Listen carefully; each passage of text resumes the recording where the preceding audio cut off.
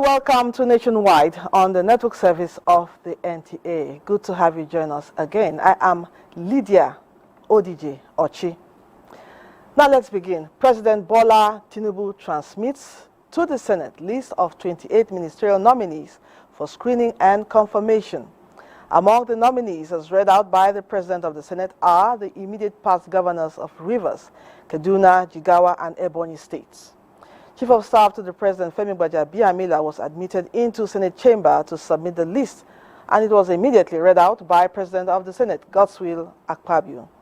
The exercise is in conformity with the 5th Constitution Amendment, which provides that the President and State governors shall submit list of ministerial and commissioner nominees respectively within 60 days upon assuming office. Meanwhile, here's a list of the ministerial nominees.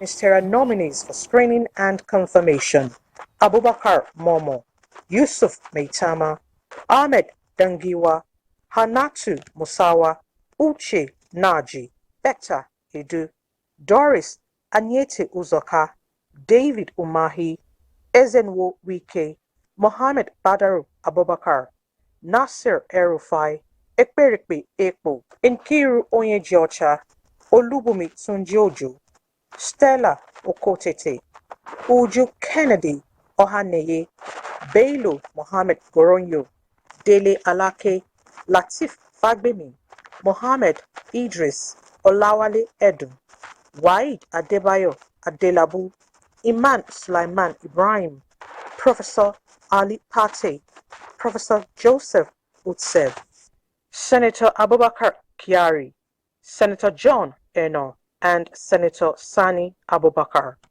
In Abuja, Elizabeth Omori, NTA News.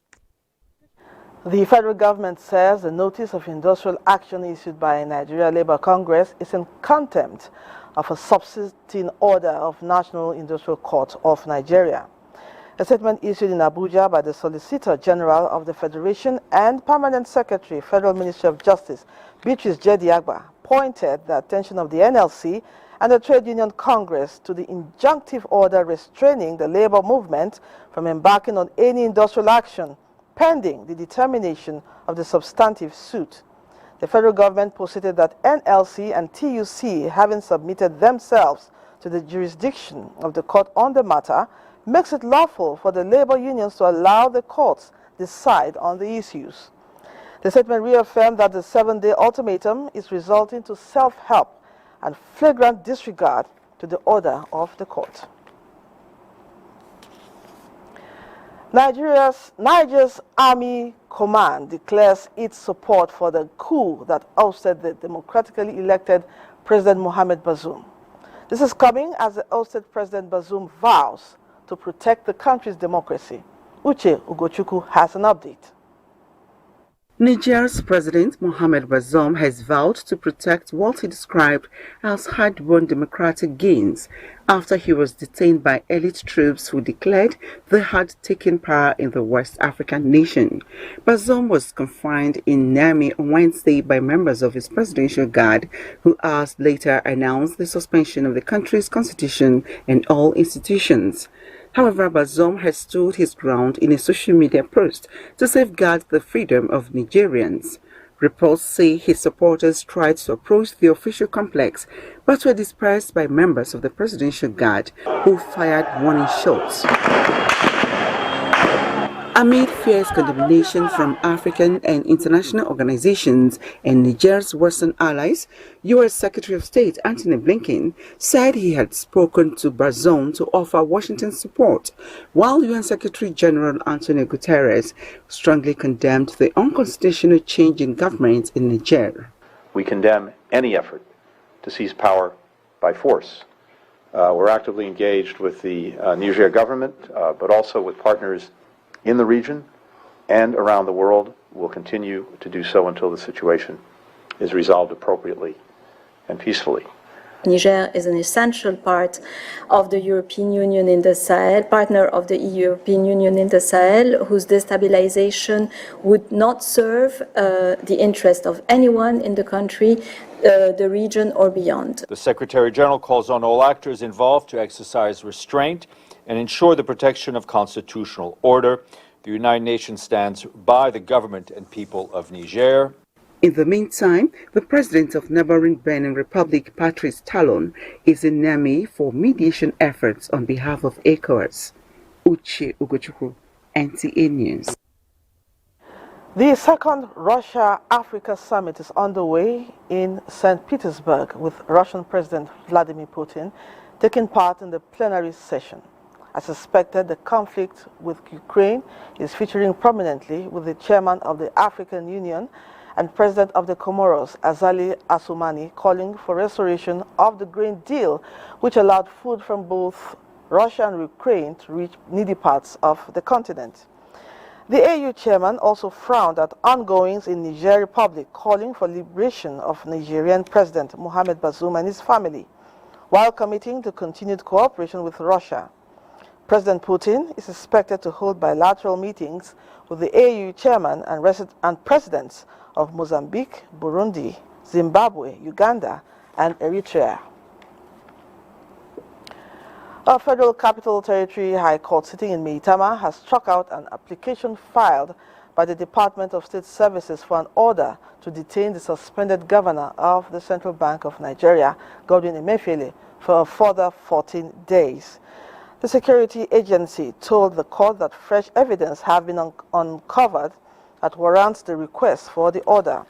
However, the vacation judge, Justice Hamza Muazu, questioned his court's jurisdiction to handle the matter in view of Sections 293 and 296 of the Administration of Criminal Justice Act, which vested exclusive rights on the magistrate court to grant detention orders. DSS counsel Victor Ejelonu having withdrawn the application, the court proceeded to strike it out.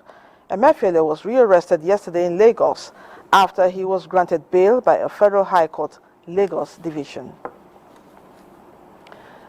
Secretary to the Government of the Federation, George Akume, says President Tinubu shares the pains of Nigerians in the present economic realities and urged citizens to support government to deliver dividends of democracy. The SGF was speaking when he received some members of the House of Representatives who paid him a courtesy visit in company of his wife, Regina Akume, representing Taka Boku, Federal Constituency of Benue State. Kenneth Nanim was there. Cordial working relationship between the executive and the legislative arms of government is critical to a smooth progression of any democratic government.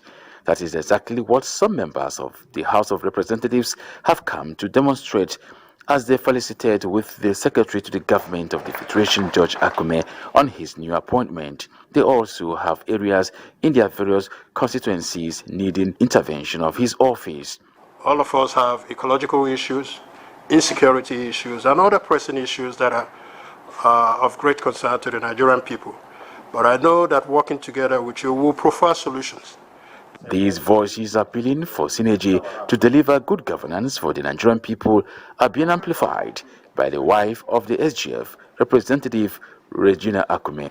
And I want to personally appeal to you to listen to our requests. And I know who you are. You are a very kind, loving husband that listens to people. You are very compassionate. I know how kind you are. I know you do something about it. The SGF commended the National Assembly for the prompt approval of the supplementary funds needed to cushion the effects of the fuel subsidy removal as requested by President Tinubu. I know hardship will certainly come when you remove subsidy. But everybody knows the subsidy had become big and uncontrollable. The pains of today are for a better tomorrow. And palliatives are being put in place to cushion the effect. And you people acted very, very fast. The SGF also urged the lawmakers not to take for granted the confidence reposed in them by those who elected them into office. Kenneth Nanim, NTA News. The Nigerian Army will continue to initiate more non-kinetic means to win the hearts and minds of local communities to effectively support frontline troops to deliver on the assigned mandate of total restoration of peace to the Northeast region. The Commander Sector 2 Joint Task Force Northeast Operation Hadinkai, Major General Landa Saraso, stated this while briefing Yobe State Governor Mai Malabuni about the sector's recent activities within its area of responsibility. Yunusa Suleiman reports. Use of non-kinetic warfare by the Nigerian military in executing counterinsurgency operations in the northeast at some point was deliberate, as the strategy has proven to be effective in countering violent ideologies in terrorism-infested communities in the region. In this interaction, Major General Landa David Saraso says the Sector 2 of the Joint Task Force Northeast Operation Hadinkai in Yobe State is also leveraging on various initiatives to enhance the sector's operational capabilities and gain more acceptance from the populace. Among the newest initiatives is the introduction of Quranic recitation competition by the sector in communities within its area of responsibility. This we intend to continue, and if there are other newer ways that we can reach out to the communities, we are open to such suggestions, because we have to gauge the minds of the major stakeholders who are the beneficiaries in whatever activity that we are carrying out. Security is our first line charge to us, and therefore nothing is too much in collaborating with the military and other security agencies to protect lives and property of our people. The visiting infantry general also informs the governor that arrangement has been concluded for the re-establishment of a military camp at Bukarti community in Yunusari local government area of the state to check activities of Boko Haram logistics suppliers between Nigeria and Niger Republic. Governor Buni also played host to the Commandant, Nigeria Security and Civil Defense Corps Yobe State Command Adamu Zakari, with assurance to continue to support security agencies to sustain the victory against insecurity in the state. In Damaturu, Yunusa Suleiman, NTA News. 27 security personnel and members of the Vigilante lost their lives in a counter-banditry operation conducted by Sector 1 Forward Operating Base Kango in Zamfara State. A statement by the Director of Defense Media Operations, Major General Edward Buba, says an officer of the Nigerian Army, 5 soldiers, a police personnel, and 20 members of Vigilante were killed in the encounter, while 2 soldiers are missing after the operation. Search and rescue operations are in progress, while the forward operating base has been beefed up following threats of reprisals by the bandits due to the casualties they sustained. Meanwhile, 37 suspects have been apprehended and paraded by officers of Old Oyo National Park, Oyo State. Adebola Agbaje reports that the suspects attacked officers of the park in the course of patrolling the Igbeti Nature Park. It was a sober moment for the officers of Old Oyo National Park as 2 of their men, Deputy Conservator of Park Peter Ayemoba and Chief Park Inspector Julius Adedokun, were stoned to death while on patrol around Abatabu in Kayama local government area of Kwara State. Following prompt response of the officers and men of the park, 37 suspected bandits were apprehended, 5 underage inclusive. The first thing first, just to prosecute these offenders.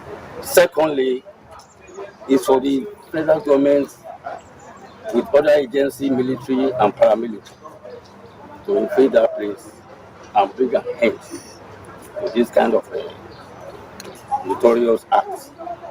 While parading the suspected gunmen, The conservator of Old Oyo National Park called all other security agencies to join hands with them in securing the national park. Meanwhile, the suspects will be handed over to the police for further investigation and prosecutions. From Oyo, Adebola Agbaje, NTA News. It is common knowledge that roads form an important road of transportation for any community, and this is particularly so for agro-producing communities and states like Ondo. The Akure to Ado-Ekiti dualization project, which was recently re-awarded, caught the attention of our correspondent Toyin Batire, who gives us an update on the current situation of that road. Hello Toyin, what can you tell us about the ongoing road project? Good afternoon. Good afternoon, studio. I'm presently at the Akure Ado Road, and this 3.9710 kilometer road is a major road linking to capitals of Ondo and Ekiti State, and it's obviously a major road for economic activities. But for some years now, the road has been in the pathetic and deplorable conditions.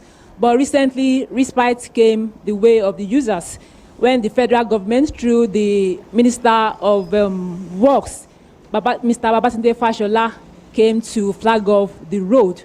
And the work has begun in earnest at some major parts of the road, precisely the Akure, Itaogbolu, Iju axis.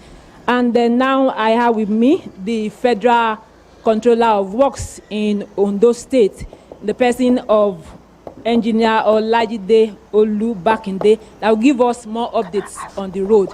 Good afternoon to you, sir.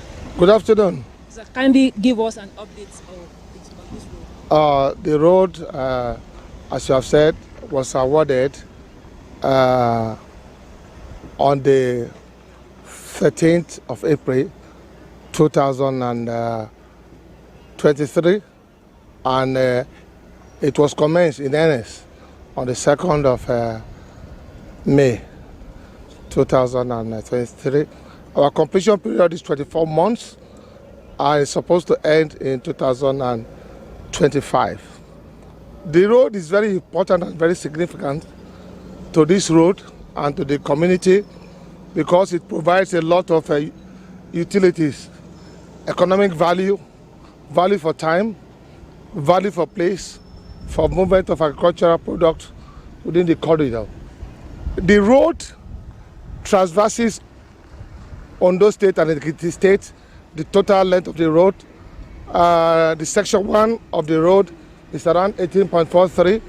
The section 2 is around 21 kilometers, making around 39.7 kilometers of dual carriageway for the two states, which will bring the dividend of democracy for the two states. As you have seen, the work has commenced in earnest. The site clearance has commenced. Earthworks has commenced. Construction of concrete culverts, construction of the bridges, certain that everything has commenced in earnest, and the work is in progress. The work is moving at the required pace. Thank you very much. That is Mr. Engineer Olubakinde. Thank you very much, sir. Thank you. I have with me, thank you very much, sir. I have with me the project manager of Sam Chase Limited, the project manager handling this area. Good afternoon, sir. Good afternoon. As you see now, we have already mobilized to the site. Our machines are on ground. They are starting progress. Also in our yard, the asphalt plants, the crusher, they are already on site now. They are starting production also. The batching plant for concrete is also under setting up. And as you see, the only challenges now is the rain. During rain, the road construction become very difficult, and this be a very difficult challenge for us. This is what is reducing the pace of the work for this time, for this raining season. So as you see now, all our machines are on ground, they are producing, and the work is moving, and hopefully will meet our target on time. You are promising that you will complete it between the 24 months? Of course, I'm very sure we want to finish on time. This is our policy on the company. Thank you very much, sir. That's the update on the Akure Ado Road. Thank you very much, Toyin. We are really impressed. Thank you so much. Let's go on now. The Director, Media and Advocacy of the NDLEA, Femi Babafemi, has confirmed that operatives of the agency on Wednesday night in Mushin, Lagos, arrested a suspected baron behind shipments of drugs from Ghana to Nigeria. The 226 kilograms of drugs, including vehicles, were recovered from the baron when the NDLEA officers came under attack and had to defend themselves. The agency, however, says it is still investigating the alleged casualties. You're still watching Nationwide. Let's join Hingino in Lagos for more stories. Hello, Hingino.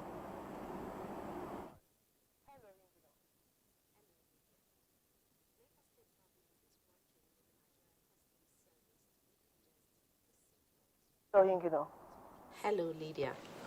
Lagos State government is working with the Nigerian Customs Service to decongest the seaports with a view to making them competitive and encouraging trade facilitation for economic development of the country. Governor Babajide Sanwo-Olu stated this when he received the Acting Controller General of Customs at the State House in Marina, Lagos. Musa Toliat has the details. Congestion of the seaports to encourage more participation of manufacturers in export trade dominated discussions between the Lagos State Governor Babajide Sanwo-Olu and the Acting Controller General of Customs Adewale Adeniyi. We've just secured a presidential approval to undertake a congestion of the ports, Lagos, all the ports in Lagos, using a combination of public auctions and offloading some of the containers to the Lagos warehouse in Akure. We are also working with our partners, the Lagos State government, to dedicate specific export terminals for processing of export containers. We have seen, the pains that our exporters go through. Although the governor lauded the efforts of the Nigerian Customs in curbing smuggling of goods that have negative impact on the economy of the country, he, however, wants more collaboration with CGC Adeniyi and other stakeholders to put an end to traffic congestion on port access roads in the state. Let us ensure that we can create a pathway for export containers to have continuous access into the port. The turnaround at our ports is important and is improved so that we can be globally competitive. People can very freely want to make Lagos, a port destination and even make it a transshipment for some other West African, neighboring countries. CGC Adeniyi is on working visits to inspect customs formations across the states. In Lagos, Musa Toliat, NTA News. Talking health now, with industrial action embarked upon by resident doctors, healthcare services are ongoing in some hospitals in Lagos. Diana Ajali reports that other health workers have joined hands in attending to patients to prevent avoidable complications and deaths. Among the contentious issues the resident doctors are calling for is the immediate payment of the 2023 Medical Residency Training Fund, upward review of the consolidated medical salary structure, and payment of all arrears owed its members since 2015. Other issues include recruitment of more clinical staff to replacement of doctors, as well as review hazard allowance by all the state governments and private tertiary health institutions where any form of residency training are being carried out. Not for any reason of the hospital is a national strike. Had done the presentation to the federal government, and the federal government is currently looking into their demands. Meanwhile, a visit to a state hospital revealed that patients are receiving treatment despite the ongoing nationwide strike. Yes, they attend to me, yes.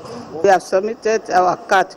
They say I should wait until when it is my turn. They are attending to other people. Chief Medical Director, Lagos University Teaching Hospital, Professor Wasiu Adeyemo, says The well-being of patients is considered priority, as the hospital gates will remain open as usual. Apart from resident doctors, other categories of staff are on strike. The nurses are on strike. Every part of the medical team, they are on ground. And I believe that this present government is up to the task. Patients have also appealed to government at all levels to do the needful at the appropriate time to avoid unnecessary loss of lives in the country. In Lagos, Diana Ajale, NTA News. Time for some messages, but before then, do not forget that you can follow this news broadcast live on our website at nta.ng/live and on our other social media handles displayed on your screen for updates. Nationwide will continue in our Just Network Center.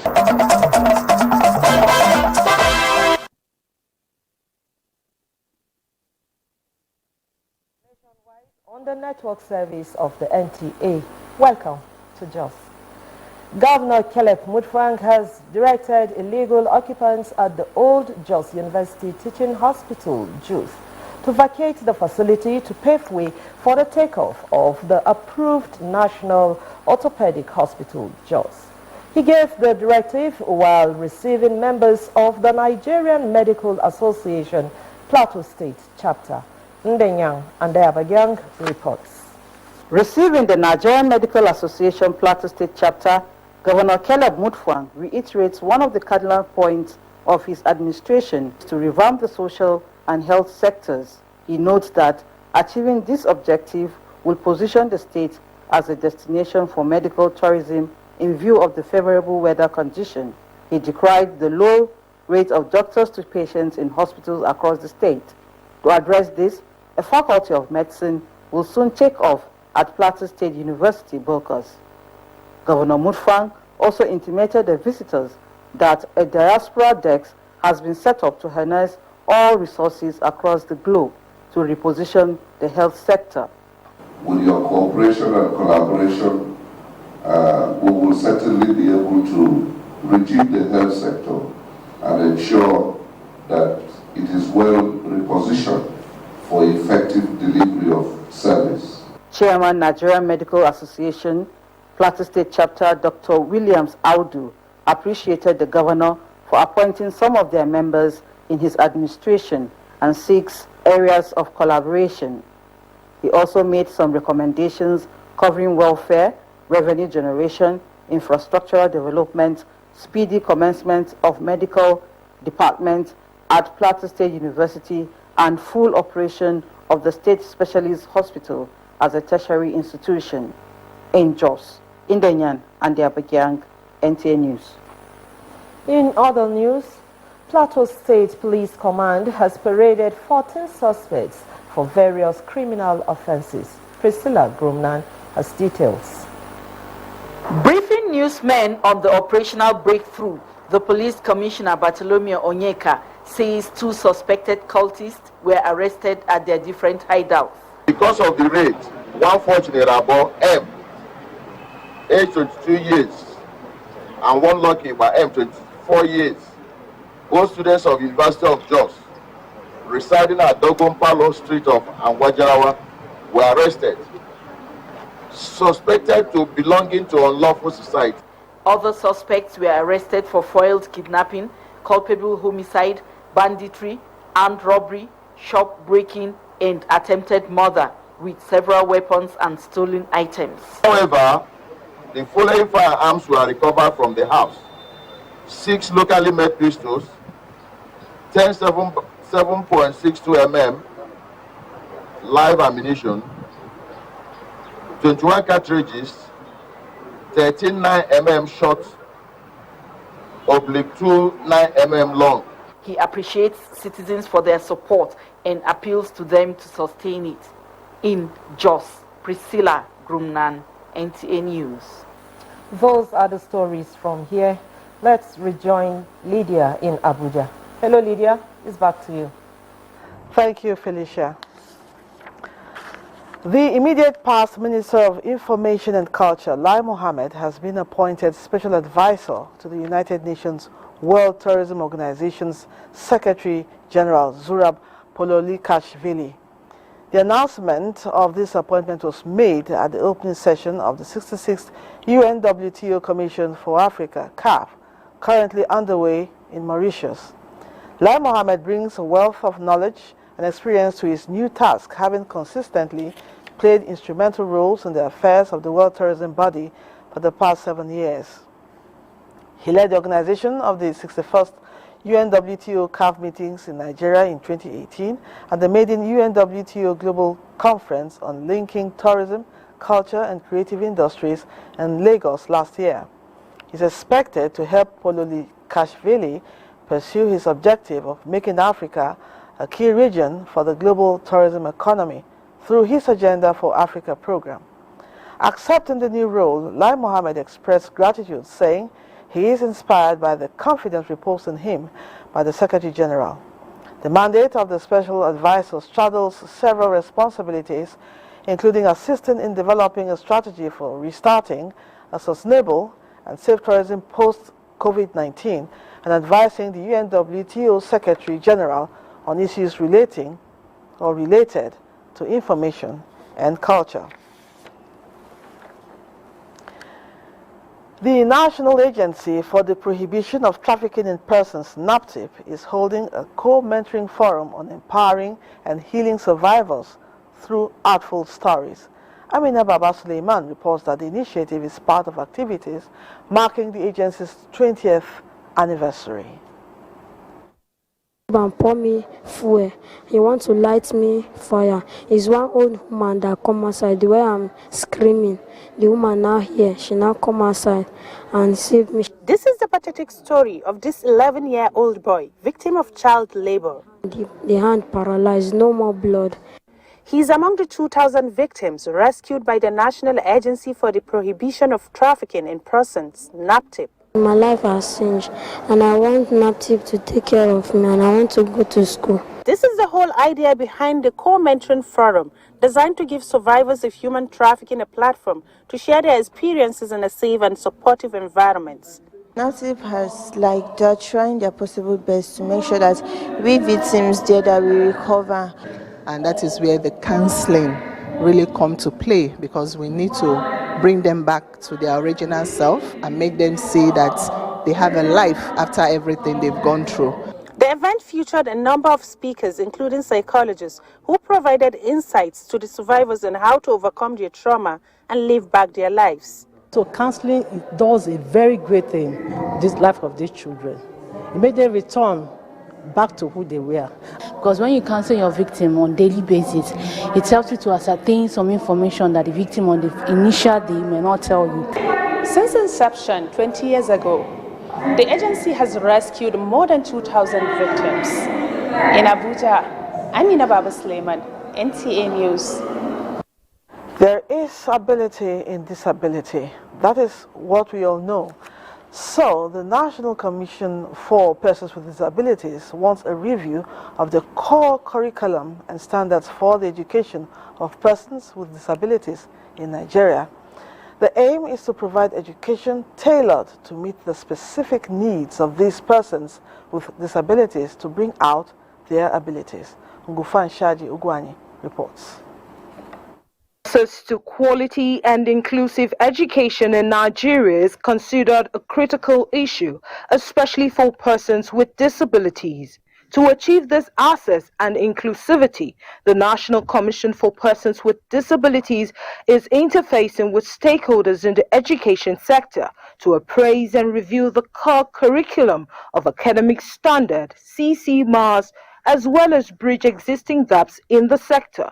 The Commission will continue to do everything possible within our opportunity to enforce the inclusiveness of education in Nigeria. We are touching this curriculum today. Tomorrow we are going to review the curriculum of architects and civil engineers as well, because it touches on accessibility for persons with disabilities. The National Commission for Persons with Disabilities, in collaboration with relevant stakeholders today, have produced what we call the National Accessibility Regulation. First objective of the Universal Basic Commission is to pursue a program of inclusiveness. It is in that light that various universities have opened the Department of Special Needs Education so that they can cater for the different categories of learners with disabilities. Now the CC mask came and distorted everything because it has taken 70% of the course content to be provided in each of the disability areas.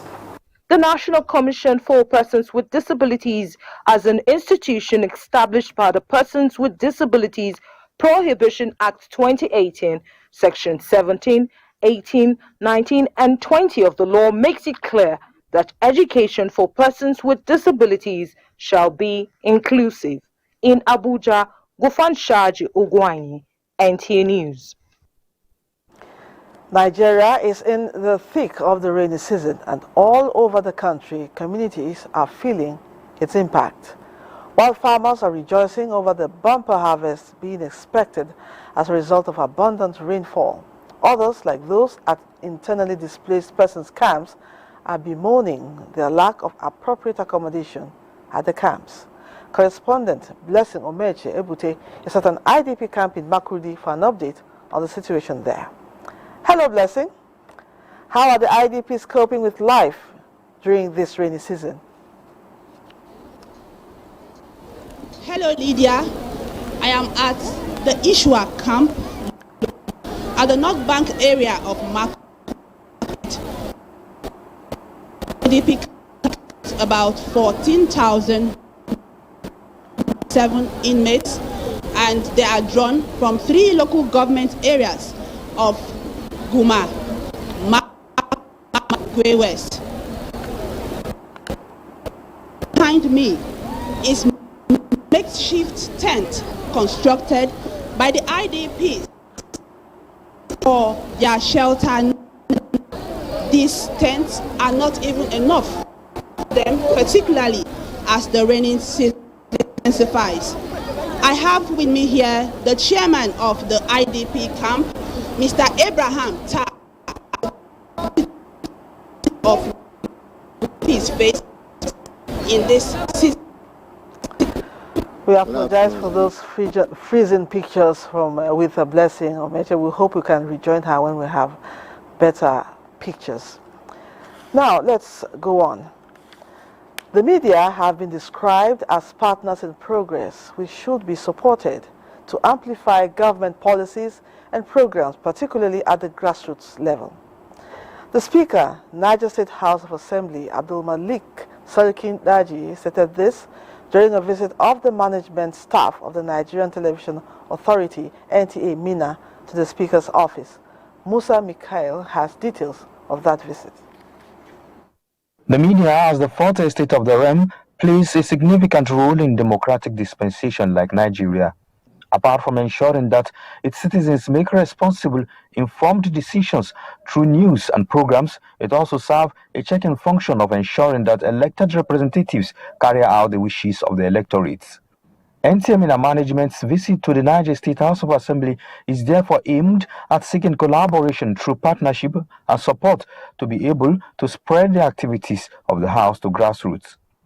The initiative also seeks to amplify the activities of House and all government agencies to achieve a win-win situation for all parties. It's always been a sort of partnership between NTA, National Assembly, with the state government and all the government agency. And we're hoping that this time around that we'll have such support from you people. We have so much to offer you people. This 10th assembly, by the grace of God, is going to be a special assembly. We're going to be the best. And one of the ways we could do it is to collaborate with NTA. NTA is our media corporation, it is our own. On the issue of NTA Kontagora station, the Speaker says the House will partner with other members from the zone to bring the station back on air. From the State Legislative Complex, Musa Mikhail, NTA News. Let's go over to Ibadan, and Larry is standing by with more reports. Hello, Larry. Good to see you, Lydia, and welcome to Ibadan. The newly appointed Oyo State Secretary to the state government, Professor Lanike Adeyemo, including 16 commissioners and permanent secretaries in the state, have been inaugurated by State Governor Seyi Makinde. with a charge that they should work as a team with a common goal to make a difference in the lives of people in the Plateau State. Correspondent Ayomiku Ajibola reports that the inauguration took place at the Executive Chamber of the Governor's Office, Agodi. First to take the oath of office and that of allegiance was the Secretary to the State Government, Professor Olanike Adeyemo, followed by the State Head of Service, the Accountant General of the State, 16 commissioners who were recently screened and cleared by the State House of Assembly, and 13 newly promoted permanent secretaries.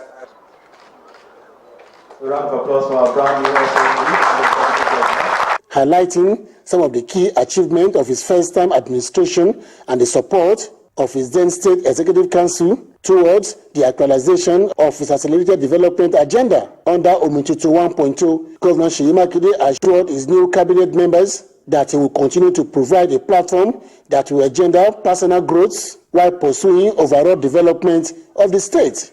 Have the commissioners from all the 14 federal constituencies of Oyo State. So I appeal to our people, if you cannot help us by criticizing us constructively, please don't distract us. Let us serve the people of this state to the best of our ability. Everybody has a say, everybody has a voice in this government, and we look forward to delivering Omintutu 2.0 to the good people of Oyo State. With this inauguration, Oyo State Executive Council, which is the highest formal government body headed by the state governor, has been constituted in Ibadan. Ayomiku Ajibola, NTA News. Kwara State Governor Abdurrahman Abdulrazak has reaffirmed his administration's commitment to deploying more resources into making people of the state cope with the challenges of fuel subsidy removal. The governor gave the assurance at a meeting with members of Governor's Advisory Council and other party stakeholders. Abdulafiz Alaya's report is here presented. Although the state government had earlier rolled out several palliatives that covered different sectors, including medical workers, teachers, and small business owners, the governor says those who are not yet covered will be taken on board very soon. In order to keep the economy going and help the people in meeting their immediate needs, the state government will be distributing fertilizers and maize to boost food production. There will be food distribution. The federal government is also selling fertilizer and maize to state government, and the states may, as they wish, pass it on in any form of subsidies the states wish to push them out. That's what we need to do to make sure people feel well, people are okay. While appealing for patience and understanding from Nigerians, the governor revealed that states are working with the federal government to ease the temporary pains of the removal of fuel subsidy, and the impact will be felt soon. Once the government builds up the foreign reserve, then you'll be able to release more money to the economy, and then much more developmental programs will go out. Governor Abdurrahman promised that nobody will be left behind in the ongoing efforts to mitigating the effect of fuel subsidy removal on the people until things get back to normal. Those are the trending reports from Ibadan at this hour. Nationwide continues with Amina Seidu Abubakar in Kaduna. Welcome to Kaduna Network Center. Ahead of the implementation of the proposed palliative measures by the federal government, Kaduna State Governor Obasani has signed an executive order for the financial inclusion of poor and the vulnerable in the state. Umar Ajingi reports that a committee to sensitize about 1 million beneficiaries has swung into action. The social investment programs of the past administrations to reduce poverty in the country has exposed the fact that most vulnerable Nigerians do not have bank accounts to receive such financial assistance. Research has shown that in Kaduna State, about 2 million people in the rural areas have no bank account, even as the administration of Asiwaju Bola Ahmed Tinubu is making arrangements to begin disbursing cash to the poor and vulnerable people to reduce the sudden hardship following the removal of the fuel subsidy. The Kaduna State Governor, Senator Obasani, is signing this executive order for financial inclusion of all citizens to address some of these issues. About 75% of the rural population, particularly in Northwest, are financially excluded in our own country. Here in Kaduna, I have decided, together with my own team, to move forward and be very proactive in our effort to ensure that at least 1 million underserved, vulnerable and poor within our rural communities in Kaduna State are financially involved. The state government is collaborating with financial institutions to begin opening accounts to people, particularly in the rural areas, to ensure no one is left behind. The governor later met with a group of Kaduna elders at the council chambers to thank them for their support and advices to bring back the past glory of the state that accommodates people from different parts of Nigeria. In Kaduna, I am Muhammad Marajingi, NTA News. Conducive and regulated relationships between patients and healthcare givers is key to effective and efficient healthcare service delivery in the country. This was the fallout of a stakeholders parley with executive of the Federal Competition and Consumer Protection Commission in Katsina. Suleiman Kaduji reports. The mission of qualitative and effective healthcare service delivery is key to guarantee a healthy society. This informed the official domestication of Patients' Bill of Rights being promoted by the Federal Competition and Consumer Protection Commission nationwide. The Bill of Rights is to, among other things, foster a relationship of trust and empathy between healthcare providers and those they serve. It is in line with this that management of the commission, led by its executive vice chairman, Babatunde Erokera, were at the Federal Teaching Hospital Katsina to spread the message. The desired outcome of this is that both provider and patients would become more intimately familiar and aware of the obligations that care providers owe to patients in the value chain. Most of these rights are already domesticated, are already in practice. We do not reject patients. All patients are accepted.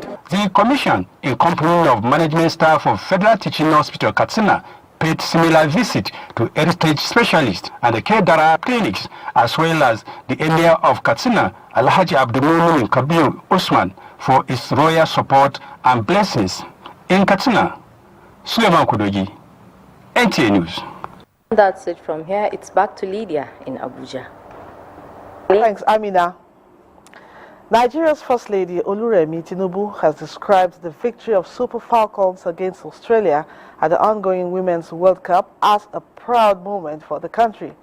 The First Lady, who cheered on the team as they came from a goal down in the first half to secure a 3-2 win over one of the hosts of the competition, praised them for being dogged and focused on victory.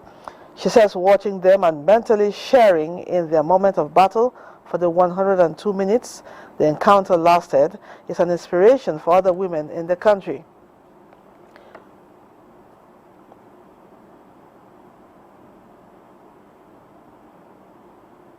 They've really done us proud, and I believe by the grace of God, they will come back with the cup. Okay. What do you want to say about the team? Fantastic team. You know, I'm equally energized. You know, I used to be afraid of soccer, I would not lie, but they are going to make me stand with them in support, in prayers, and I am very, very thankful that, you know, they acknowledge God at the end of their victory, because victory belongs to God, but they were proud of them. I am particularly proud. Going forward, what are you expecting? Victory, that's it. Victory in every match, every step. They'll be victorious by the grace of God. While urging the team to go ahead and win the coveted trophy, she reiterated her pledge to personally welcome them back to the country. With the win, and on that cheering note, we end Nationwide. Thank you for watching. I am Lydia Odije Ochi. Have a wonderful evening. Goodbye.